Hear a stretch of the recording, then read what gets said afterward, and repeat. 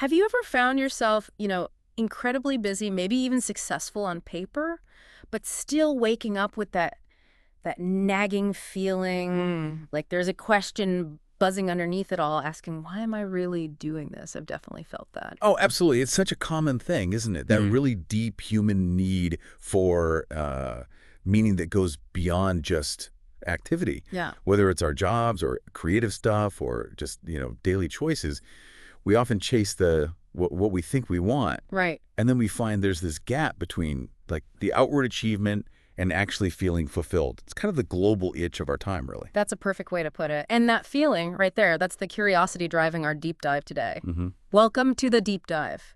This is where we take your sources, articles, research, our own notes, and really pull out the most important bits of knowledge, the goal, to help you get informed fast. And today, our mission is to cut through all that noise and get right to the heart of what truly inspires us. Exactly. So today we are diving deep into Simon Sinek's, incredibly influential book, Start With Why. And it's really not just another business book, is it? I mean, it feels much more like a deep look into human behavior, motivation. Totally. It challenges some really fundamental ideas we have about success and leadership and even just how we connect with each other. Yeah. To really get into it, we've gathered a bunch of perspectives. We looked at actual parts of the book, some detailed analyses, even some critiques, actually. Right. We want to help you understand the core message, maybe bust a few common myths floating around about it. And explore why these ideas feel, well, maybe more urgent than ever right now, especially, with AI changing things so fast. Definitely. So by the end of this, you should have a really solid grasp of Sinek's framework. And hopefully you'll encounter some maybe surprising facts, some questions that make you think, and maybe a few of those aha moments. Yeah. The kind that might just nudge you to think about your own why. Okay, so let's dive in. The core of Sinek's argument. It actually started somewhere really personal for him, didn't it? It did. He's pretty open about hitting a point of burnout himself, feeling this, profound emptiness, even though his business looked successful from the outside. Right. He could explain what he did, his consultancy, and how he did it. But the crucial piece missing was the why.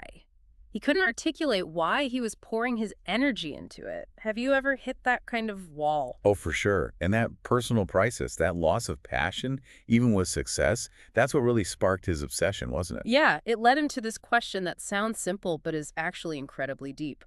Why do you do what you do? Not what you do, or even how you do it, but the fundamental why, the purpose behind it all. It's the anchor, isn't it? Especially when we're all caught up chasing metrics and just doing stuff without knowing the real reason. And Sinek saw this pattern everywhere. Individuals, big companies just sort of drifting along in the what and how. Getting short-term wins, maybe?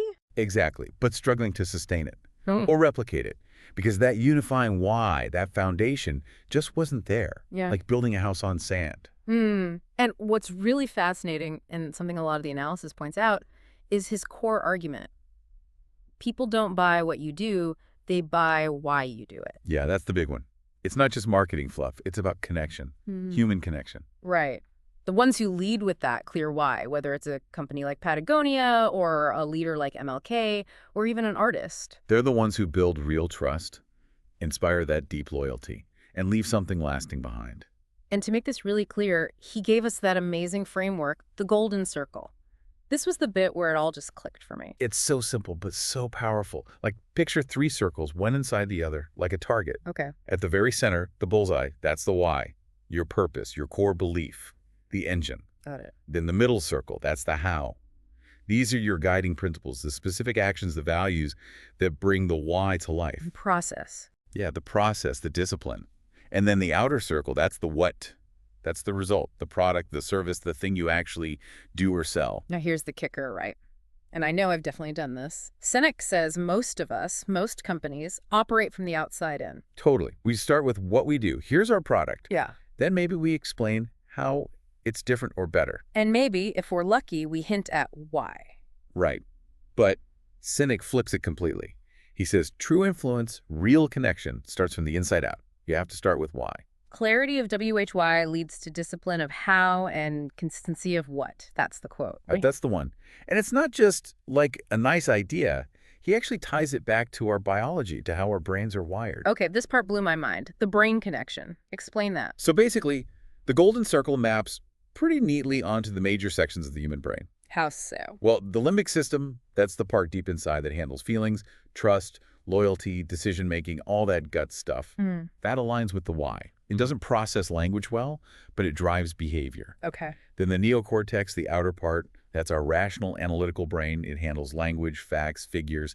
That aligns with the what. Ah, I see. So when you lead with why... You're talking directly to the part of the brain that makes decisions. You bypass the purely rational analysis and connect on an emotional, trust-based level. That explains why sometimes we just say, this feels right, even if we can't list all the logical reasons. Exactly. That feeling part, the limbic brain, Yeah. literally has no capacity for language. Mm. So when a message hits our why, it connects deeply, often below conscious thought. It's gut instinct. That's huge for understanding motivation. Okay, wow. So with that framework, the golden circle, Sinek then starts taking down some big common myths, things we've kind of been taught forever. Right. First big one. Success starts with having a great product, the best what. We hear that all the time. But Sinek argues, no. The real truth is that lasting success is rooted in a super clear, consistent why. People ultimately buy what you believe, not just what you make. He uses Apple as a prime example, doesn't he? He does. Before the iPod, before the iPhone, their why was think different, challenge the status quo. People bought into that idea, that belief. The products came later. Right, or Southwest Airlines. Their why wasn't just cheap tickets, it was about democratizing air travel, making it accessible, even fun. Yeah, they sold the freedom and joy of flying for everyone, not just a seat number. And Harley-Davidson. People tattoo the logo on themselves. It's not just about the motorcycle. Not at all. It's about rebellion, freedom, community. The why resonates so powerfully that the what becomes an icon of that belief. Okay, so myth #1. Great product isn't the starting point, clear why is. What's next? Myth #2. Manipulation is basically just good marketing. Oof, yeah. We see manipulative tactics everywhere. Discounts, limited time offers, playing on fear or aspirations. And look, they work for a transaction, a quick sale. Mm-hmm. But Sinek is crystal clear. Manipulations lead to transactions, not loyalty. Ah, that's the key distinction. You can maybe buy a customer once with a deal, but you can't inspire their loyalty, their passion, their advocacy that way. It's fleeting. So manipulation gets you a click, maybe a purchase. But it actually kills the possibility of real long-term trust. Only genuine inspiration, which comes from sharing a why, builds that kind of connection. Okay, that makes sense. And this leads to one of his really big, almost revolutionary ideas, right, about success itself. Yes. This one really challenges how we think, especially today. Success isn't just achievement, it's alignment. Say more about that. He puts it beautifully. Achievement comes when you pursue and attain what you want. Success comes when you are clear in pursuit of why. Wow. That kind of pushes back against the whole hustle culture narrative, doesn't it? Completely. It suggests that if your actions are aligned with your why, you're inherently successful because you're living your purpose, regardless of the immediate outcome or metric. So it shifts focus from external rewards to internal consistency, being true to your core. Exactly. Which feels so much more sustainable, right?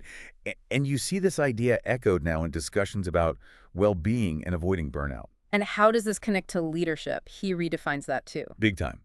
He says leadership isn't a rank you achieve or a title you're given. Fundamentally, leadership is clarity of belief. Meaning it's the ability to inspire people because you genuinely, deeply believe in something bigger. It's not about authority, it's about resonance. He says energy motivates, charisma inspires. Right, so anyone, literally anyone with a clear why can lead no matter their position on an org chart. And he gives us that great little tool, the celery test. Yes, the celery test. It's such a simple but effective metaphor. Explain it quickly. Okay, imagine you're at the grocery store. Someone advises you to buy celery, Oreos, and maybe a big soda. Okay, tempting. But if your why is rooted in health and well-being, you'll naturally reach for the celery, maybe some almonds, and leave the junk food, right? Yeah. Even if it's on sale. Right, because it doesn't align. Exactly. Your why acts as this instant internal filter. Does this decision, this action, this purchase align with my core purpose? It makes focus almost automatic, driven by belief. It creates what he calls selective integrity. I like that. It helps you decide what's on brand for you personally or as an organization. And then there's the idea of building for the believers first, not trying to please everyone right away. Ah, yes, connecting it to the law of diffusion of innovation. Right. Don't chase the masses initially. Speak directly to the people who already get your why, the innovators, the early adopters. Because they'll get passionate about it. They'll become your evangelists. They'll carry your message forward with genuine enthusiasm far more effectively than any ad campaign could. Trying to water down your why to appeal to the mainstream first just dilutes its power. Focus on the core believers. That makes sense for startups, for movements, for anything new, really. Okay, so we've unpacked the framework, the myths, the insights. Now, the really crucial question: why does all this start with why stuff matter more today, maybe, especially with AI booming? Well, gosh, the world is just so much louder now, isn't it? Unbelievably loud. We're swimming in AI-generated content, pitches, endless social media feeds. There's influencer fatigue, content overload. Performative activism. Everyone seems to be doing something. But are they being something? That's the question. And in all that noise, Sinek's framework acts like a bullshit filter, basically. Yeah, I can see that. If your project, your company, your message doesn't have a real compelling why, at its core, no amount of slick marketing or AI optimization is going to make it truly stick. It just won't resonate deeply. It lacks soul, maybe. Exactly. It lacks that human resonance. And think about burnout and quiet quitting. People are disengaging because work feels meaningless. Right. Purpose isn't a nice to have anymore. It feels essential, like oxygen. For individuals and for companies, we need a reason to show up that's bigger than just the task list or the paycheck. Otherwise, it's just a grind. So in this world of overwhelming choice but maybe shrinking meaning, The golden circle is like a compass in the fog. It anchors you. Sinek implies, the more noise, the more the signal matters. And why is the most powerful signal. that really hits home, especially when you think about AI's impact on the what and the how. Precisely. When AI can write code, generate reports, design things, even create art or music faster and often cheaper than humans, what's left? The why. The why. It shifts from being a nice leadership philosophy to a fundamental survival strategy. The uniquely human part is why we care. Our motivation, our purpose, our values. That's our edge, doubling down on the human stuff, emotion, connection, purpose. Yeah, using tech as a tool, absolutely, but not letting it replace our soul, not letting the algorithm dictate our direction. Our why has to lead. Data follows. Resonance over reach. Connection over clicks. You got it. And you see this playing out with younger generations, right? The purpose revolution. Millennials, Gen Z, they're not just chasing money or titles in the same way. Not at all. They prioritize meaning. That stat is amazing. 63% of Gen Z would apparently take less pay to work for a company whose mission they believe in. Wow. So if your company, your brand, lacks a clear why. You're becoming irrelevant. Not just struggling, but actually irrelevant to a huge part of the future workforce and market. And it reframes burnout too, doesn't it? That quote, burnout is not a workload issue, it's a why issue. Oof. Yeah, that one lands hard. It makes you question the ladder you're climbing. Is it even leaning against the right wall for you? Hustle without alignment is just, well, fancy burnout. It really forces that self-reflection. And finally, in a time where trust in leaders often feels low, this whole framework is just a masterclass in transformational leadership. Building loyalty, inspiring action, guiding people through uncertainty. Which is exactly what we need more of right now, navigating all the complexity out there. Okay, so let's try to wrap this up. Recapping the core value of start with why. It's like this compass, right? Disguised as a business book. Totally. It guides anyone feeling lost in the how and what back to their fundamental why. It brings clarity. Discipline. Consistency. And inspires that real deep loyalty. It's about building something meaningful, a movement, not just a machine. So to really help you lock this in, let's distill it down. What are the top, say, 5 key insights to take away? Okay, let's do it. Number 1. People don't buy what you do, they buy why you do it. Remember, you're inviting them into a belief, a story. Right. Number 2, start from the inside out. Always. Why first, then how, then what. Action only really matters when it's anchored in purpose. Number 3, loyalty comes from shared beliefs, not perks or discounts. If people believe what you believe, they're truly with you. They'll stick around. Number 4, clarity of purpose gives you focus. It gives you alignment, resilience. Your why is the filter for every decision, big or small. And number 5, your why isn't something you invent in a marketing meeting. It's discovered. It's usually already there in your past experiences, your values, You just need to uncover that thread. Okay, those are powerful. So this whole deep dive, it really leaves you with a final, pretty provocative question from Sinek, doesn't it? It does. And it's one to sit with. What would you do if success wasn't the point, but the byproduct of living your why? That's a big one. It's like an invitation to slow down, maybe zoom out a bit. Stop just doing reactively and start being intentionally. Ask yourself, what really gets you up in the morning? What's your driving purpose? And how well do your daily actions actually line up with that deeper thing? Exactly. It's more than just business advice, isn't it? It feels like a blueprint for finding your own authentic path. Coming home to yourself, really.